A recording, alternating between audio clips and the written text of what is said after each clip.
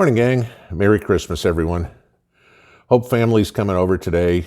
Food is cooking. Kids and grandkids are running around all excited because Santa comes tonight. After all, it's Christmas, and no matter what some pencil-pushing bureaucrat says, I hope y'all are able to enjoy the holiday with loved ones today. Okay. So a couple of days ago, we all saw the mainstream media trip all over itself in joy that there was another stimulus package approved by Congress, and I had recorded a video with my thoughts on it. It was supposed to be out yesterday morning, but lo and behold, before I posted the video, President Trump announced he wasn't happy with it, and rightly so. Okay. Well, I absolutely agree that help is desperately needed and should be given to the American people for the debacle that politicians have created with their massive overreaction to current events. I looked at the bill and I was sick to my stomach. Okay. You see, any stimulus package that's put together is basically returning tax dollars to the people that paid them originally. Now, sure, some will get more than they paid and some will get less. That's how economic redistribution works, after all, and you know that's their ultimate goal. Okay. If you don't think that's what it is, you're sadly mistaken. The bigger problem with the bill is all the pork that Nancy Pelosi stuffed in it, and that's what President Trump is so adamantly against. After all, Trump is pretty much the only one in Washington that still believes in America and Americans first. Okay. So by now you've probably heard about all the billions in the stimulus package that were going to be given to Israel and Egypt, the millions to Sudan and Burma and Cambodia and Ukraine and Nepal, the idiotic contributions like money for Pakistani gender studies or buying cars for foreign HIV and AIDS workers, or studies on teen drinking and promiscuity, and of course the millions to the Census Department for new computers right after we finish a sentence that we won't do again for 10 years, because the computers that we buy in 2020 won't be outdated by 2030. Hell, that iPhone that you bought in 2010, you're still using today, right? Okay. You see, for my entire life, I believed in isolationism as the United States economic policy. We're the only self-sufficient country on the face of the earth. We can easily feed our population. We're energy independent. We have the best medical facilities and the doctors in the world. We have the natural resources to build houses, roads, stores, offices without needing anything from anyone else. We are the economic superpower. Every other country in the world needs something from us. We give it to them and get nothing in return. Unless, of course, you count grief, which we get plenty of. Okay. You see, all of us preppers strive for self-sufficiency. That's our goal. To take care of ourselves and our families in case the world goes to hell. Why doesn't our government see things the same way we do? Why is the government so intent on being Robin Hood, stealing from the rich and giving to the poor?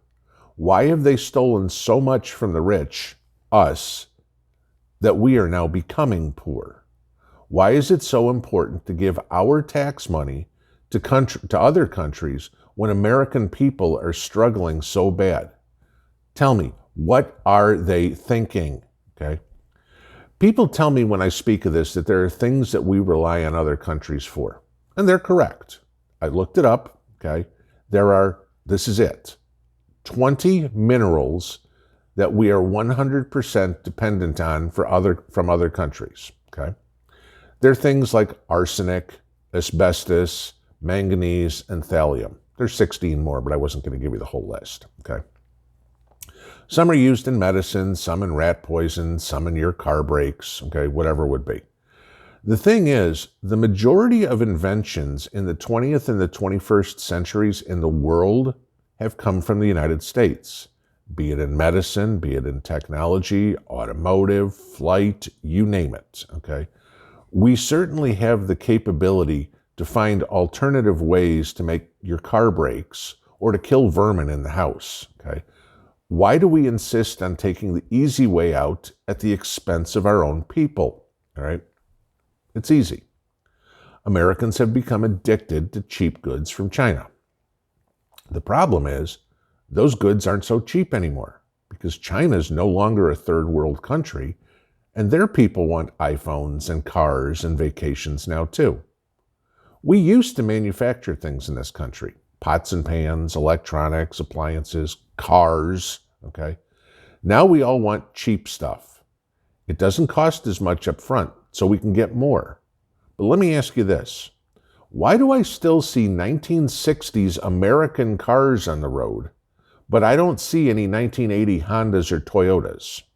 It's because the American cars were quality vehicles, and the 1980s Japanese cars were cheap junk that rotted out and were just tin cans with motors. Now, sure, things changed when Japan became a first world country. Korea is now seeing the same thing that Japan saw in the 90s.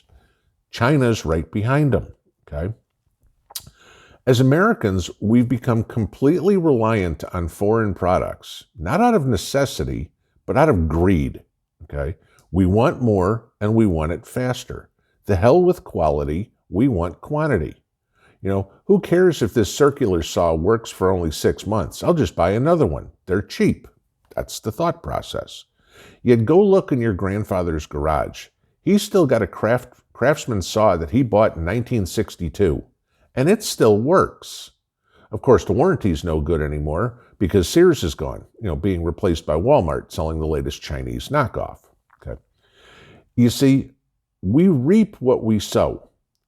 For decades, we happily gave our money to foreign countries.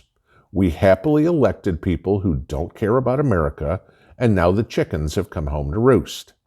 These same foreign countries have the politicians in their pockets, so the politicians that we elected just freely give our money to them while we, the American people, struggle to keep our heads above water. Okay? The bill that Trump is going to supposedly veto, $600. Yip-de-doo-dah. What will $600 do? For most people, that wouldn't even pay 1 month's rent, let alone the 8 months of back rent.